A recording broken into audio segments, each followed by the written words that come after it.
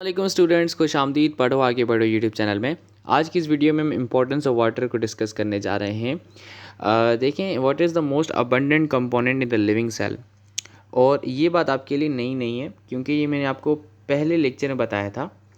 क्योंकि वाटर की जो सेल लिविंग सेल के अंदर परसेंटेज होती है, चाहे वो बैक्टीरियल सेल हो या मेमेलियन सेल हो, वो परसेंटेज होती है 70 to 90%। ठीक है। अब इसके बाद ये कहते हैं कि it is a medium of life. इसको लाइफ का मीडियम बोला जाता है। ठीक है। क्योंकि आपको एक बात पता है कि लाइफ वाटर के बगैर इम्पॉसिबल है। वो क्यों? क्योंकि वाटर की प्रेजेंस में ही रिएक्शंस होते हैं। उन रिएक्शंस को क्या कहा जाता है? मेटाबॉलिज्म। ठीक है। तो अगर आपके रिएक्शंस नहीं होते, यानी कि आपकी बॉडी में मेटाबॉलिक रिएक्शंस नहीं होते, तो आपकी लाइफ पॉसिबल नहीं होती। तो इसीलिए वाटर बहुत ज़्यादा इंपॉर्टेंट है। अभी कहते हैं almost all the reactions of the cell are occurs in the presence of water. वही बात कि ना, क्योंकि सारे रिएक्शंस हमारी वाटर की प्रेजेंस में होते हैं, इसीलिए ही वाटर इंपॉर्टेंट है। फिर ये कहते हैं it also takes part in many biochemical reactions such as hydrolysis, also provide raw material for photosynthesis. अब इसने दो रिएक्शंस का नाम दिया, जिनमें एक तो हमने डिस्कस कर चुके, कल डिस्कस किया था पहले उससे सेकंड लेक्चर में, कि हाइड्रोलाइसिस क्या होती है। तो हाइड्रोलाइसिस में क्या था, हमने वाटर को यूज़ करते हुए मैक्रोमोलिक्यूल्स को तोड़ा था। तो उसमें हमने देखा कि वाटर की नीड थी। तो यहाँ से ये पता चलता है कि वाटर इंपॉर्टेंट है। उसके बाद ये बोलता है कि फोटोसिंथेसिस। अब आपको पता है फोटोसिंथेसिस कैसे होता है। आपके पास कार्बन डाइऑक्साइड होता है, उसमें आपका वाटर ऐड होता है, और उसके बाद आपका क्या बन जाता है? ग्लूकोज बन जाता है, जिसका फॉर्मूला होता है C6H12O6। ठीक है। अब ये जो रिएक्शन हो रहा है, इसमें आप खुद देख सकते हैं कि इसमें भी वाटर एसेंशियल है। ठीक है। तो ये भी वाटर की एक इम्पोर्टेंस में आ जाता है। ये कहते हैं the ability of water to play its wide variety of roles and reasons for its important in biological system with the chemistry of water molecule।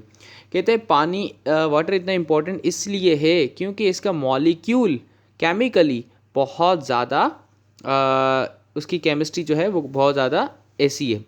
मतलब कि वो इस चीज़ को सपोर्ट करती है कि वाटर को उसने एक स्पेशल किस्म का केमिकल बना दिया कि जिसके बगैर लाइफ ही पॉसिबल नहीं हो रही। ठीक है। अभी कहते हैं the chemical formula of water is H2O। Water का केमिकल फॉर्मूला H2O है, which means that the two atoms of hydrogen are joint to one atom of oxygen. अब H2O ये शो करता है कि एक तो बचा हमारे पास ऑक्सीजन है, जिससे दो हाइड्रोजन के एटम्स अटैच्ड हैं। ठीक है। अब आपको पता है इलेक्ट्रोनेगेटिविटी किसकी ज़्यादा होती है? ऑक्सीजन की। इलेक्ट्रोनेगेटिविटी क्या होती है? इलेक्ट्रॉन को शेयर करने की अट्रैक्ट करने की सलाहियत, इलेक्ट्रॉन पेयर को अट्रैक्ट करने की सलाहियत। अब बचा इस ऑक्सीजन की इलेक्ट्रोनेगेटिविटी ज़्यादा है, तो इस बॉन्ड में जो इलेक्ट्रॉन्स हैं ये इसको ज़्यादा अट्रैक्ट करेगा, और इस बॉन्ड में जो इलेक्ट्रॉन्स हैं इसको भी ये ज़्यादा अट्रैक्ट करेगा। तो ये ज़्यादा अट्रैक्ट कर रहा है, तो इसीलिए इसके ऊपर पार्शियल नेगेटिव चार्ज आएगा। पूरा नेगेटिव नहीं, पार्शियल नेगेटिव। क्यों? क्योंकि पार्शियल पॉजिटिव इसके पास चला जाएगा, क्योंकि इसके पास पार्शियल नेगेटिव था, इसके पास पार्शियल पॉजिटिव आ जाएगा। अब ये चार्ज डिस्ट्रीब्यूशन वाटर को एक बहुत ही परफेक्ट मॉलिक्यूल बना लेती है।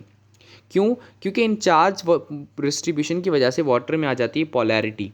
अब वाटर में अगर पोलैरिटी आ जाती है, तो वाटर क्या करता है? मॉलिक्यूल्स को डिसॉल्व करने के काम आ जाता है। अपनी पोलैरिटी की वजह से ये मॉलिक्यूल्स को घलाने में, डिसॉल्व करने में, ठीक है, काम आता है। ठीक है। आपको ये डिसॉल्व वर्ड समझ आ गया होगा या आता होगा। ठीक है। अब वही बात यहाँ पर कह रहा है कि ना, water is a polar molecule. ये मैंने जो आपको बात कही, क्योंकि इसके ऊपर partial positive partial negative charge है। कहते हैं it means that it has a partial negative charge on oxygen and partial positive charge on hydrogen atom. वो क्यों आए? क्योंकि इलेक्ट्रोनेगेटिविटी का डिफरेंस था वो हाइड्रोजन में और ऑक्सीजन में। ठीक है। अभी कहते हैं this separation of electrical charges is called a dipole. इसको डाइपोल बोलते हैं। डाइपोल क्यों? क्योंकि पॉजिटिव और नेगेटिव दोनों चार्जेस हैं। डाई कहते हैं दो चीज़ों को, तो और ये पॉजिटिव और नेगेटिव चार्ज को पोल भी तो बोला जा सकता है ना। तो अब दो दो चार्जेस हैं ना, तो इसको आप डाई पोल बोल दो। डाई मतलब दो, पोल मतलब चार्जेस। ठीक है। तो इसको, ये वाटर एक डाईपोल मॉलिक्यूल है। ठीक हो गया। अब इस पोलैरिटी की वजह से हमारे पास वाटर में कुछ स्पेशल खासियतें आ जाती हैं, ठीक, जिसकी वजह से वाटर बहुत ज़्यादा इंपॉर्टेंट हो जाता है लाइफ के लिए। जैसे कि हाइड्रोजन बॉन्ड। आपको पता है हाइड्रोजन बॉन्ड कैसे बनता है? एक हाईली इलेक्ट्रोनेगेटिव एटम हो और हाइड्रोजन हो। हाइड्रोजन वाटर के पास है।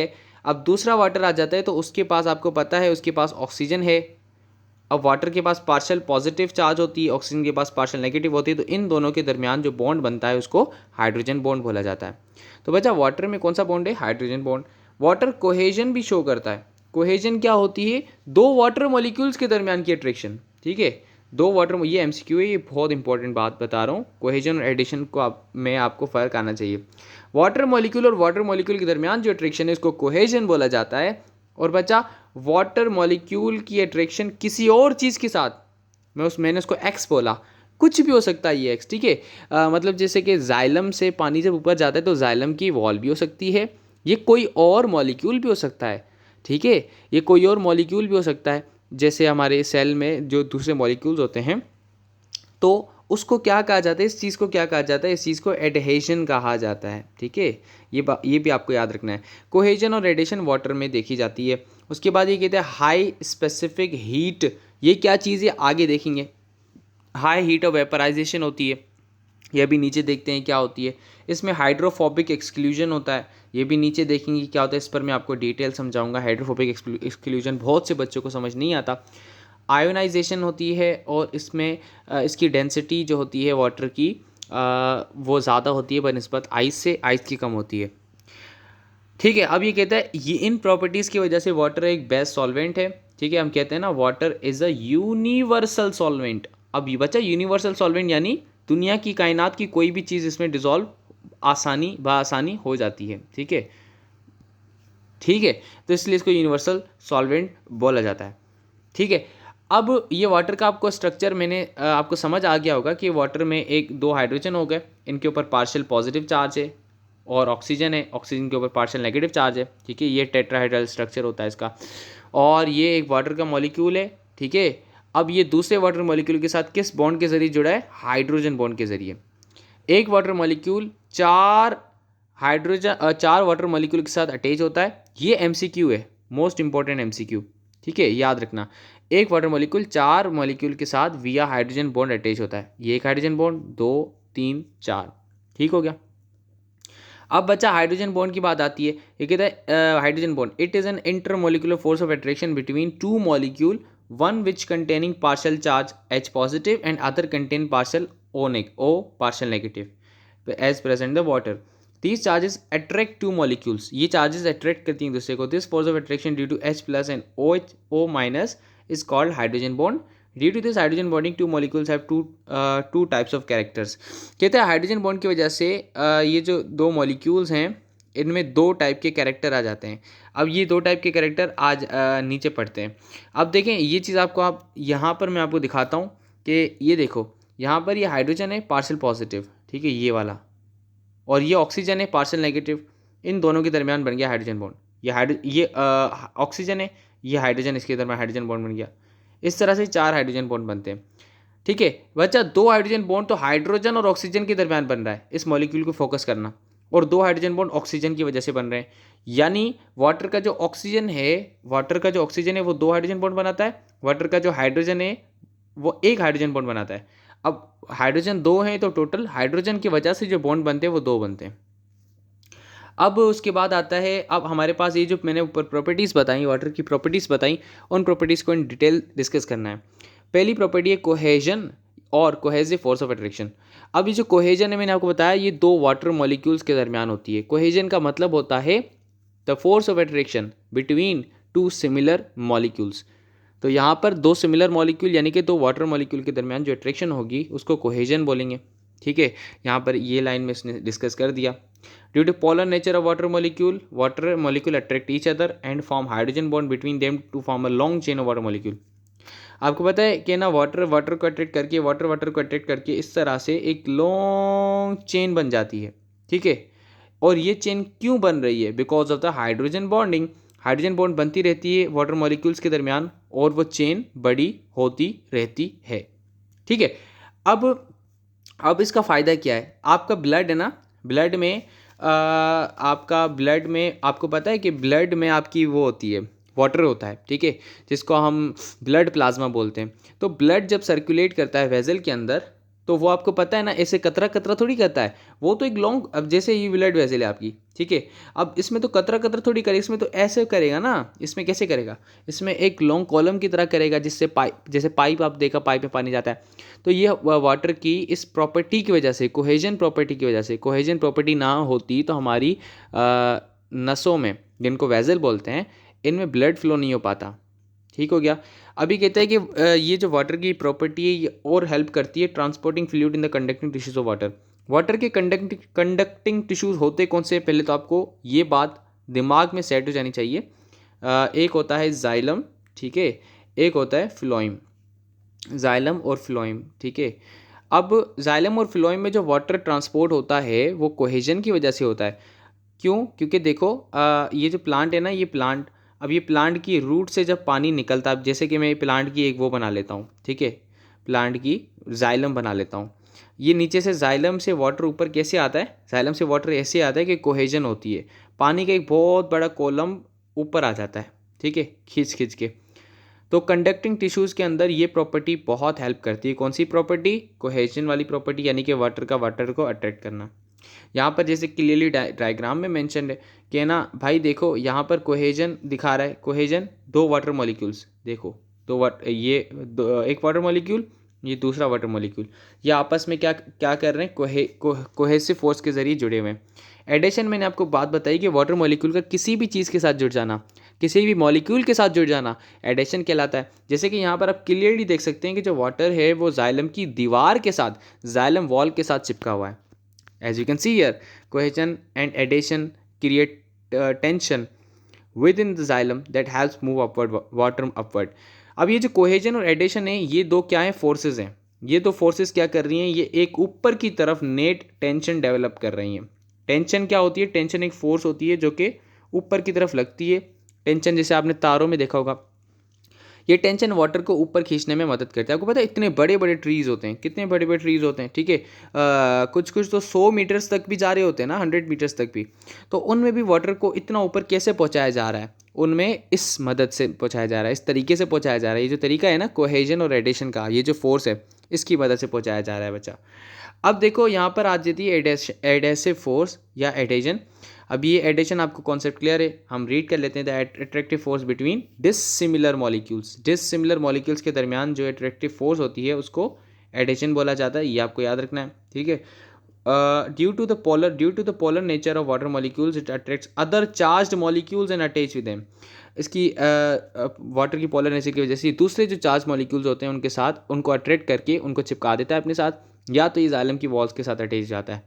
अब ऑब्वियसली जो जाइलम की वॉल्स है ना, जाइलम की वॉल्स जो हैं, जो जाइलम की वॉल्स हैं, इनमें क्या होता है, इनमें सेल्यूलोज होता है। अब सेल्यूलोज भी तो एक मॉलिक्यूल है ना, तो इसके साथ भी वाटर अटैच होता है ड्यू टू इट्स पोलैरिटी, ठीक है।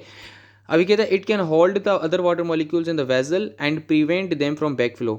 अब ये दूसरे वाटर मॉलिक्यूल्स को क्या करता है, होल्ड कर लेता है और इनको नीचे गिरने से प्रिवेंट करता है, ताकि बैक फ्लो, पीछे ना जाए भाई, पीछे नहीं जा, आगे जा, क्योंकि इसको ऊपर पहुंचना है लीफ तक, पीछे गिर जाएगा तो फिर ये ज़ाया हो जाएगा। अब हमारे पास आता है स्पेसिफिक हीट, ठीक है, high specific heat. Specific heat क्या होती है? Amount of heat required to raise the temperature of 1 gram of that substance by 1 degree Celsius. यानी कि 1 ग्राम सब्सटेंस का है, उसको इसका 1 डिग्री सेंटीग्रेड टेम्परेचर बढ़ाना है, तो उसको मैं कितनी हीट दूँ, ठीक है। जैसे कि अगर मैं आपको बात करूँ ये कॉन्सेप्ट स्पेसिफिक हीट का समझाने के लिए, तो हमारे पास एक मेटल है, ठीक है, एक मेटल है, और एक हमारे पास क्या है, एक हमारे पास है यहाँ पर वाटर का टब, या आप कह लें वाटर का कप, ठीक है। अब आप बताएं किसका टेम्परेचर जल्दी बढ़ जाएगा अगर मैं धूप में रखूँ? मेटल का ऑब्वियसली, तो मेटल जल्दी गर्म हो जाएगा। अब मेटल जल्दी गर्म हो जाएगा तो इसका मतलब ये है कि बच्चा इसकी स्पेसिफिक हीट जो है ना, वो स्पेसिफिक हीट वेरी लो है, ठीक है, स्पेसिफिक हीट लो है। देखें, जो ज़्यादा टाइम लेगा ना, जो टाइम बहुत ज़्यादा ले रहा है, तो बच्चा उसकी स्पेसिफिक हीट ज़्यादा है। आपको पता है वाटर बहुत देर में गर्म होगा, समझ रहे हो बात को? तो और दूसरी अगर बात करें कि ना सिर्फ गर्म ही नहीं, अगर ठंडे की बात करें तो मेटल जल्दी ठंडा हो जाएगा। अगर सर्दी में हमने मेटल और पानी को बाहर रखा और वाटर देर से ठंडा होगा, तो मतलब वाटर को ज़्यादा अमाउंट ऑफ एनर्जी चाहिए, क्योंकि इसकी डेफिनेशन यही कहती है कि the amount of energy required to raise the temperature of 1 gram of substance by 1 degree Celsius. Water का 1 ग्राम सब्सटेंस वाटर के सब्सटेंस का 1 ग्राम सब्सटेंस का 1 डिग्री सेल्सियस टेम्परेचर बढ़ाने के लिए हमें ज़्यादा एनर्जी चाहिए बनिस्बत मेटल के। तो बच्चा यहाँ से भी चीज़ जाहिर होती है कि वाटर का स्पेसिफिक हीट कैपेसिटी ज़्यादा होता है। वाटर बहुत टाइम लेता है अपना टेम्परेचर फ्लक्चुएट करने के लिए। ठीक है, अब ये जो चीज़ है ना, ये आगे ये बहुत हेल्प करती है लिविंग ऑर्गेनिजम्स को। ठीक है, ये चीज़ बहुत हेल्प करती है लिविंग ऑर्गेनिजम्स को कि वाटर की स्पेसिफिक हीट कैपेसिटी ज़्यादा है। कहते हैं specific heat capacity water is high is due to, या अब ये बात बता रहा है कि ना क्यों है हाई, क्योंकि वाटर का पोलर नेचर है। क्योंकि पहली लाइन में डिस्कस किया था कि वाटर इतना बेस्ट यूनिवर्सल सॉल्वेंट क्यों है, क्योंकि वाटर की मॉलिक्यूल की केमिस्ट्री ऐसी है। तो वाटर की मॉलिक्यूल केमिस्ट्री पोलर वाली है ना, तो उसकी वजह से ही तो ये सारी प्रॉपर्टीज़ आ रही हैं। तो हाई स्पेसिफिक हीट में भी हमने ये चीज़ बोल दी कि वाटर का पोलर नेचर है, और वाटर पोलर नेचर की वजह से अपने अंदर क्या रखता है, अपने अंदर हाइड्रोजन बॉन्ड रखता है। It means that water requires high amount of heat to make changes into temperature to warm up. ये कहता है कि इसका मतलब ये है कि वाटर को बहुत ज़्यादा एनर्जी चाहिए उसका टेम्परेचर चेंज करने के लिए, या उसको वार्म करने के लिए, गर्म करने के लिए। अभी कहता है it works as temperature stabiliser, यानी कि ये टेम्परेचर को कंट्रोल करने का काम करता है, स्टेबल रखने का काम करता है। क्या आपको पता है हमारी बॉडी का टेम्परेचर मेंटेन रहता है 37 डिग्री सेल्सियस। ऊपर नीचे हो जाता है तो हमें ऊपर हो जाता है तो हम बीमार हो जाते हैं, नीचे हो जाता है तो हमारी बॉडी के काफ़ी ज़्यादा रिएक्शन स्टॉप हो जाते हैं। ठीक है, हमारे एंजाइम्स फंक्शन नहीं कर पाते। Fur and hairs protect protoplasm against certain thermal changes. अब for example certain thermal changes, अचानक से सर्दी आ जाए, ठीक है, फिर हमारी बॉडी का टेम्परेचर 37 डिग्री सेल्सियस मेंटेन रहता है। ठीक है, या आप कोमरी चले जाओ, या आप जो है ना किसी ठंडे मुल्क में चले जाओ, फिर भी आप सर्वाइव कर जाते हो, क्योंकि वाटर टेम्परेचर स्टेबलाइज़र है हमारी बॉडी में। टेम्परेचर स्टेबलाइज़र, जैसे आप एसी लेते हो तो एसी का आप स्टेबलाइज़र लेते हो। अगर सडनली इलेक्ट्रिसिटी ऊपर नीचे हो जाती है, पावर सप्लाई ऊपर नीचे हो जाता है, फिर भी आपकी एसी ख़राब नहीं होती, क्योंकि वजह उसमें स्टेबलाइज़र था। हमारी बॉडी में अल्लाह ताला ने कुदरती स्टेबलाइज़र रखा, जिसको हमने वाटर का नाम दिया। यहाँ से आपको ये चीज़ क्लियर हो चुकी होगी। उसके बाद आता है high heat of vaporisation. What is vaporisation? First of all आपको ये चीज़ समझनी है, वेपोराइजेशन क्या होती है। The amount of heat required to change the liquid state of water to vapour state is called vaporisation. ये एक लिक्विड कंटेनर है, फॉर एग्जांपल इसमें पानी पड़ा हुआ है, आपने इसको टेम्परेचर प्रोवाइड किया, टेम्परेचर जैसे प्रोवाइड किया, अब आप जितना टेम्परेचर प्रोवाइड करोगे ना, मतलब अमाउंट ऑफ हीट, जितनी आपने हीट प्रोवाइड की, एक आपने ना उसको वेपर स्टेट में कन्वर्ट करने के लिए, किसको, वाटर को वेपर स्टेट में कन्वर्ट करने के लिए वो जो आपने अमाउंट प्रोवाइड किया उसको हीट ऑफ वेपराइजेशन कहते हैं। ठीक है, ये आपको याद रखना है। अब हर मॉलिक्यूल के लिए, हर पर्टिकुलर किस्म के सॉल्वेंट के लिए ये अमाउंट ऑफ हीट अलग होती है। तो वाटर के लिए इसकी वैल्यू भी बताई गई है, जो कि आपको बहुत इंपॉर्टेंट है, जो आपको याद रखनी है, वो है 574 किलो कैलोरी पर किलोग्राम। बच्चा इस वैल्यू को मैंने समझाया नहीं तो फिर मैं समझूंगा मैंने अपना फर्ज अदा नहीं किया। 574 किलो कैलोरी पर किलोग्राम को रट्टा नहीं लगाओ, मैं आपको समझाता हूँ उसका मतलब क्या है, इस वैल्यू का मतलब क्या है। 1 किलोग्राम पानी लो, ठीक है, एक बच्चा 1 किलोग्राम पानी लिया तुमने, ये 1 किलोग्राम पानी है, 1 किलो पानी है, ठीक है, इसको आपने क्या किया, हीट प्रोवाइड की, और वो हीट आपने कितनी प्रोवाइड की, आप प्रोवाइड करते गए, आपको पता नहीं, आप करते गए।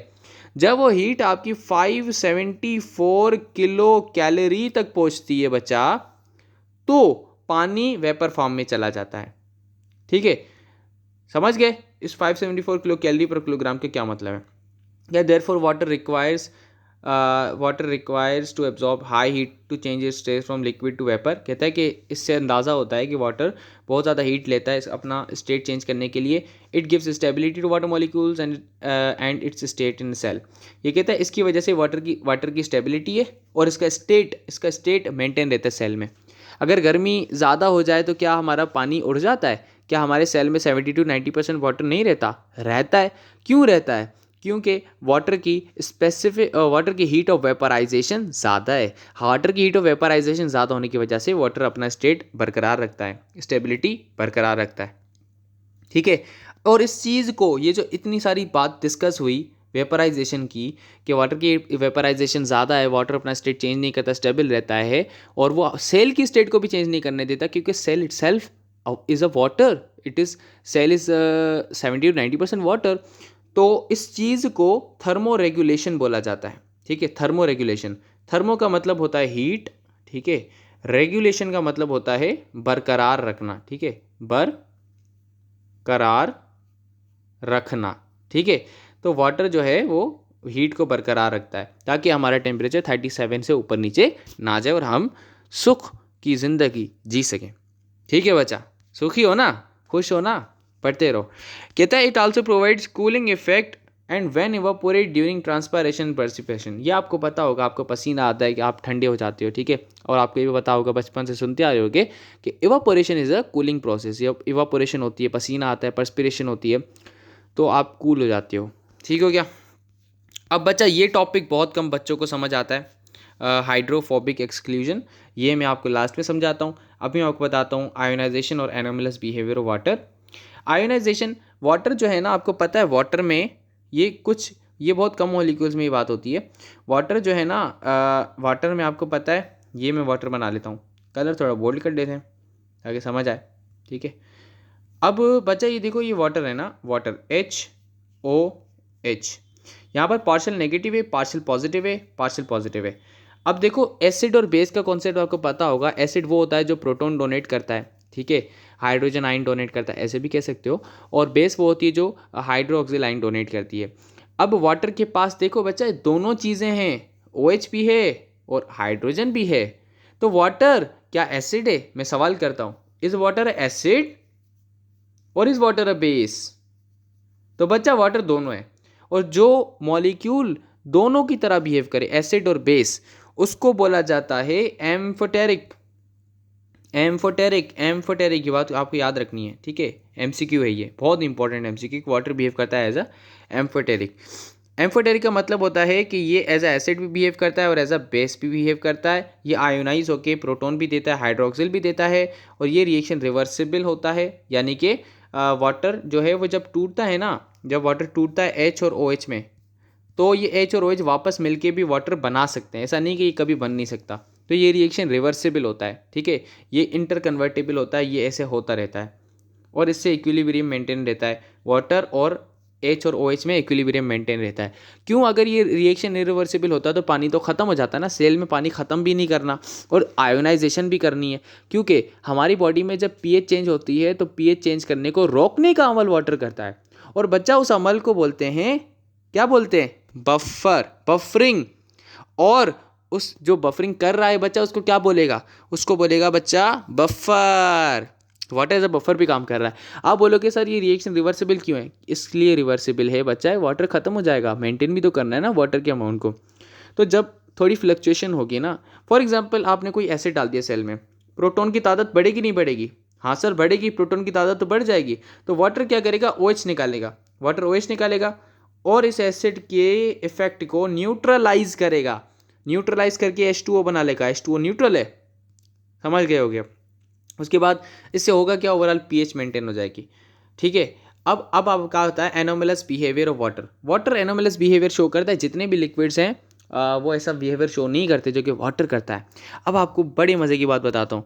ये देखें, जब आप किसी चीज़ को, आपको पता है, जब आप उसको टेम्परेचर उसका कम करते हो तो वो कॉन्ट्रैक्ट करती है, ठीक है। वो क्या करती है? वो चीज़ कॉन्ट्रैक्ट करती है और वो सॉलिड बन जाती है। वाटर भी ऐसा ही करता है। देखें, वाटर है, फॉर एग्जांपल ये वाटर 100, ये वाटर आपका फॉर एग्जांपल 90 डिग्री पर था। अब आपने जब इसका टेम्परेचर कम करते गए, कम करते गए, कम करते गए, तो बच्चा 4 डिग्री पर पहुंचने के बाद, ध्यान से सुनिए, 4 डिग्री सेल्सियस तक पहुंचने के बाद वो कॉन्ट्रैक्ट 4 डिग्री सेल्सियस तक तो करेगा। फॉर एग्जाम्पल 90 से मैं 100 पे लेके आया, ये कॉन्ट्रैक्ट करेगा, कोई मसला नहीं करेगा, ठीक है, नॉर्मली दूसरों की तरह करेगा। लेकिन बच्चा 4 के बाद ये थोड़ी अजीब हरकतें करेगा, क्योंकि 4 डिग्री सेल्सियस पर ये कॉन्ट्रैक्ट करके तो ये मैक्सिमम डेंस हो गया, ठीक है, ये फुली गाढ़ा हो गया। उसके बाद ये अपनी डेंसिटी क्या करेगा? लूज़ करेगा बच्चा। ये 4 से 0 डिग्री सेल्सियस तक अपनी डेंसिटी क्या करेगा? लूज़ करेगा। और डेंसिटी लूज़ करने का मतलब इसका वॉल्यूम बढ़ेगा और ये एक्सपांड होगा। अब ये एक्सपांड होगा तो बच्चा आइस बन जाएगी, 0 पर आइस बन जाएगी। तो इसीलिए कहते हैं कि जो आइस है ना, आइस अपना वॉल्यूम ज़्यादा रखती है, क्योंकि एक्सपेंड हुआ था ना, 4 डिग्री के बाद एक्सपेंड हुआ तो वॉल्यूम ज़्यादा रखती है। वॉल्यूम ज़्यादा रखने का मतलब है डेंसिटी कम। तो आइस की डेंसिटी बच्चा क्या होती है, वाटर से कम होती है। और आपको ये भी पता है कि जो वाटर पे अगर आप आइस डालो तो वाटर के कप में फॉर एग्जांपल मैं आइस डालता हूँ तो आइस सरफेस पर फ्लोट करती है, अंदर नहीं जाती, क्योंकि आपको पता है कि जो चीज़ लेस डेंसर होती है वो सरफेस पर होती है, जो मोर डेंसर होती है वो नीचे चली जाती है। वाटर नीचे इसलिए नहीं जाता क्योंकि वाटर की डेंसिटी क्या होती है बच्चा, ज़्यादा होती है। समझ रहे हो बात को। और आपको ये भी पता है कि जो फ्रोजन वाटर होता है, आपने अगर फिल्में वगैरह देखी होंगी, ये जो फ्रोजन वाटर है, ठीक है, फ्रोजन वाटर में नीचे तो बिल्कुल नॉर्मल पानी होता है, सरफेस पर बर्फ़ आ जाती है। असल में होता क्या है कि ऊपर हाई लो टेम्परेचर की वजह से वाटर बर्फ़ बनता है। अब बर्फ़ बनता है तो वो ऊपर सेटल हो जाता है, ठीक है। फॉर एग्जांपल अगर ये वाली लेयर भी बर्फ़ बन गई तो ये भी ऊपर सेटल हो जाएगी, लेकिन नीचे वाले सेटल नहीं होंगे। क्यों? क्योंकि ऊपर वाली लेयर इंसुलेट कर देगी, इनको इंसुलेशन प्रोवाइड करेगी, अंदर अब हीट नहीं आने देगी। समझ रहे हो बात को। तो इसीलिए नीचे के जानदार आराम से अपनी ज़िंदगी गुजर बसर कर सकते हैं। इस पैराग्राफ में यही बात लिखी हुई है, ठीक है। आपको ये बात समझ आ गई होगी। अब बच्चा थोड़ा कॉम्प्लेक्स टॉपिक पकड़ते हैं, हाइड्रोफोबिक एक्सक्लूजन। अब बच्चा आपको सबसे पहले तो ये चीज़ समझनी पड़ेगी कि हाइड्रोफिलिक क्या होता है और हाइड्रोफोबिक क्या होता है, ठीक है। हाइड्रोफिलिक और हाइड्रोफोबिक का कॉन्सेप्ट समझ आ गया तो आपको ये टॉपिक समझ आ जाएगा। अब देखें हाइड्रोफिलिक और हाइड्रोफोबिक में क्या डिफरेंस है। जो हाइड्रोफिलिक होता है ना, अब इस आपको टर्म को समझना पड़ेगा। हाइड्रोफिलिक, हाइड्रो मीन्स वाटर और फिलिक मीन्स लविंग, ठीक है।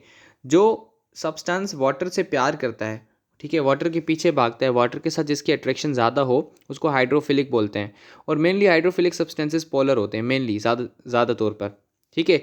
और उसके बाद अगर बात करें हाइड्रोफोबिक सब्सटेंसेस की, तो बच्चा जो हाइड्रोफोबिक सब्सटेंस है ना, अब मैं लिखता हूँ हाइड्रोफोबिक, ठीक है। अब हाइड्रोफोबिक में हाइड्रो मीन्स वाटर और फोबिक मीन्स फियरिंग, ठीक है, फियरिंग मतलब वो सब्सटेंस जो कि वाटर को पसंद नहीं करता, वाटर से दूर भागता है। अब हाइड्रोफोबिक सब्सटेंसेस में हमारे पास आ जाते हैं फेट्स एंड ऑयल्स, ठीक है, फेट्स, ऑयल्स। फेट्स और ऑयल्स हमारे पास किस चीज़ में आ जाते हैं, फेट्स और ऑयल्स बच्चा हमारे पास आ जाते हैं हाइड्रोफोबिक सब्सटेंसेस में। अब आपको पता है कि जब आप कोई पोलर मॉलिक्यूल डालते हो वाटर में, तो पोलर मॉलिक्यूल को वाटर में डालने के बाद वो डिज़ोल्व हो जाता है। मैं आपको दिखाता हूँ कि वो डिज़ोल्व हो जाता है। अब जैसे कि आप देख सकते हैं कि यहाँ पर ये वाटर मॉलिक्यूल्स आपस में मिले हुए हैं, हाइड्रोजन बॉन्डिंग बनाई हुई है इन्होंने। अब यहाँ पर मैंने पोलर मॉलिक्यूल डाला, मतलब कोई जैसे मैंने NaCl सॉल्ट डाली, ठीक है। अब जैसे मैंने सॉल्ट डाली तो उसके बाद ये सॉल्ट क्या हो गई, डिज़ोल्व हो गई। को इस ऑक्सीजन ने अट्रैक्ट कर दिया और क्लोरीन इधर चला गया। लेकिन अगर हम बात करें नॉन पोलर मॉलिक्यूल की, नॉन पोलर मॉलिक्यूल की अगर मैं बात करूँ तो नॉन पोलर मॉलिक्यूल में जैसे फेट आ जाते हैं और ऑयल आ जाते हैं, ठीक है। अब मैंने नॉन पोलर मॉलिक्यूल को वाटर में डाला, नॉन पोलर मॉलिक्यूल को वाटर में डालने के बाद वाटर इस नॉन पोलर मॉलिक्यूल को क्या कर देता है, सराउंड कर देता है। मिसाल के तौर पर मान लीजिए नॉन पोलर जो मॉलिक्यूल है ये ऑयल है या फेट है, ठीक है। अब क्या होता है कि ना यहाँ पर मैं अगर आपको बताऊँ तो ये जो नॉन पोलर मॉलिक्यूल है, यहाँ पर आपको अगर मैं बताऊं, अब देखो जैसे इस वाटर ने इसको क्या कर दिया, सराउंड कर दिया, इस नॉन पोलर मॉलिक्यूल यानी कि ऑयल को वाटर सराउंड कर देता है। अब जैसे सराउंड कर देता है तो आप देखो यहाँ पर इस वाटर के साथ अफिनिटी भी तो है ना, ठीक है, इस वाटर के साथ अफिनिटी है, तो ये अट्रैक्ट करके आपस में मिला देता है इन दो नॉन पोलर मॉलिक्यूल्स को। अब जैसे ही मिला देता है तो क्या होता है, यहाँ पर आप देख सकते हो इन फेट मॉलिक्यूल्स की वाटर के साथ जो है in contact area, surface area कम पड़ जाती है। यहाँ पर आप देखिए इस फेट मॉलिक्यूल की सरफेस एरिया पूरी थी, जो वाटर के साथ कॉन्टैक्ट में थी यहाँ पर पूरी थी। यहाँ पर क्या हो गया, यहाँ पर वाटर के साथ इन दोनों की अगर कंबाइंड सरफेस एरिया देखें तो वो डिक्रीज हो गई, ठीक है। अब ये जो एरिया है ये बच गया, ठीक है। इसी चीज़ को हाइड्रोफोबिक इंटरेक्शन बोला जाता है। ये तो कॉम्प्लेक्स चीज़ है। अब हम जब टेक्स्ट में पढ़ते हैं तो ये चीज़ हमें और ज़्यादा क्लियर। अब बच्चा देखो टेक्स्ट में भी ये कह रहा है it is the tendency of water to coalesce oil drop into large droplet. जैसे कि मैंने वहाँ पर आपको डायग्राम में दिखाया, मैं आपको फिर से दिखा सकूँ कि यहाँ पर क्या हो रहा है। यहाँ पर वाटर मॉलिक्यूल्स की आपस में अट्रैक्शन की वजह से ठीक है, अट्रैक्शन की वजह से क्या हो रहा है, ये आपस में मिल रहे हैं ऑयल के मॉलिक्यूल्स और एक ऑयल का बड़ा ड्रॉपलेट बना रहे हैं, ठीक है, ड्रॉपलेट बना रहे हैं। तो इसी को हाइड्रोफोबिक एक्सक्लूजन बोला जाता है, ठीक है। यही बात यहाँ पर लिख रहा है कि ना it is a tendency of water to coalesce oil drop into large droplet the water molecules have hydrogen bonding between them which are destroyed by the presence of hydrophobic oil and form new bonds. कहते हैं hydrophobic oils की वजह से ये hydrogen bonding destroy हो जाती है। कैसे डिस्ट्रॉय होती है? क्योंकि आपको पता है कि हाइड्रोफिलिक सब्सटेंस लव करते हैं हाइड्रोफिलिक सब्सटेंस को ही, ठीक है। जैसे अगर मैं आपको बात बताऊं फॉस्फोलिपिड बायलेयर की, ठीक है, जो फॉस्फोलिपिड बायलेयर है यहाँ पर आपको पता है ये जो एरिया है इसको कहते हैं हाइड्रोफिलिक, ठीक है, ये वाटर लविंग होती है, ठीक है, हाइड्रोफिलिक होती है। और ये क्या होती है? हाइड्रोफोबिक, हाइड्रोफोबिक होती है। अब आपने कभी सोचा कि इस तरह की अरेंजमेंट क्यों कर रहे हैं? ठीक है, ये इस तरह की अरेंजमेंट इसलिए कर रहे हैं क्योंकि सेल के अंदर जाना है दोनों चीज़ों को। सेल के अंदर हाइड्रोफोबिक चीज़ें भी जानी होती हैं, हाइड्रोफिलिक चीज़ें भी जानी होती हैं। अब बच्चा यहाँ पर ये जो टेल्स है ना ये होती हैं हाइड्रोफोबिक, ठीक है, और ये हेड होता है हाइड्रोफिलिक। अब ये हाइड्रोफोबिक टेल होने की वजह से इन टेल्स को छुपाना पड़ेगा, ठीक है। अब देखो छुपा दिया ना, यहाँ से भी आपने हाइड्रोफिलिक से कवर कर दिया, यहाँ से भी हाइड्रोफिलिक से कवर कर दिया, तो बच्चा यहाँ पर चीज़ें ईजिली क्रॉस कर जाएंगी, ठीक है, चाहे वो हाइड्रोफोबिक चीज़ ही क्यों ना हो वो ईजिली क्रॉस कर जाएंगी। और यहाँ से भी ईजिली क्रॉस कर जाएंगी क्योंकि वहाँ किस चीज़ को फेस कर रही हैं? हाइड्रोफिलिक चीज़ को फेस कर रही हैं, तो इनमें कोई ऐसा इंटरेक्शन नहीं पाया जाएगा। समझ रहे हैं बात को? अब यहाँ पर आप देखते हैं यहाँ पर the new water molecules then form a new hydrogen more hydrogen bonds themselves and the non polar molecules clump together। अब कहता है कि न्यू हाइड्रोजन बॉन्ड्स नए बॉन्ड बना लेते हैं और ऑयल के जो ड्रॉपलेट्स हैं वो क्लम्प्ट हो जाएंगे आपस में। This excludes hydrophobic substance from water, और इससे हाइड्रोफोबिक सब्सटेंस एक्सक्लूड हो जाएगा वाटर से। एक्सक्लूड कैसे होगा? उसका सरफेस एरिया कम हो जाएगा, जैसे कि मैंने आपको बताया था। यहाँ पर अगर मैं आपको दिखा सकूँ फिर यहाँ पर आप देख सकते हैं यहाँ पे आप देख सकते हैं कि यहाँ पर ये दो मॉलिक्यूल्स से यहाँ पर इनके हाइड्रोजन बॉन्ड को तोड़ते हुए ये आगे बढ़े और आपस में चिपक गए और आपस में इन्होंने वाटर से अपने आप को एक्सक्लूड कर दिया, ठीक है, इसलिए इसको हाइड्रोफोबिक एक्सक्लूजन बोला जाता है और ये एक बड़ा ड्रॉपलेट बन गया। आई होप आपको ये वीडियो समझ आई होगी। आपको इसमें कोई और डाउट हो तो आप कमेंट सेक्शन में क्वेश्चन कर सकते हैं। इंशाल्लाह नेक्स्ट वीडियो कल अपलोड होगी। तब तक के लिए अल्लाह हाफ़िज़, अपना बहुत सारा ख्याल रखिएगा।